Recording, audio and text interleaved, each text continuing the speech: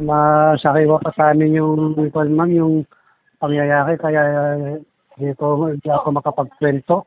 Hindi pa rin makapaniwala ang pamilya ng isang 6 na taong gulang na batang babae mula sa bayan ng Victoria, Tarlac. Ang kanya kasing apo natagpuan na wala ng buhay at walang saplot sa taniman ng mangga sa barangay San Nicolas gabi noong Biyernes, June 19. Ayon sa barangay San Agustin, Biyernes ng hapon nang mapaulat na nawawala ang batang babae. Huli pa raw itong nakita sa San Agustin Elementary School kasama ang 15 anyos na lalaki na regular na naghahatid sundo sa bata na katiwala rin ng pamilya.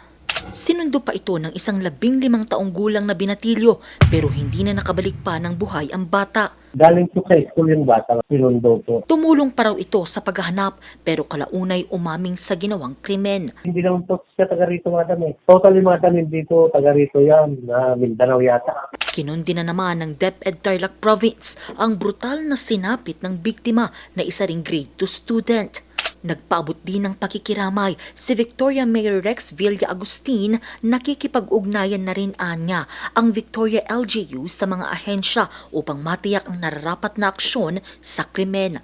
Sa ngayon, nasa kustodiya na ng Department of Social Welfare and Development o DSWD ang suspect. Angel Arquero, RNG News.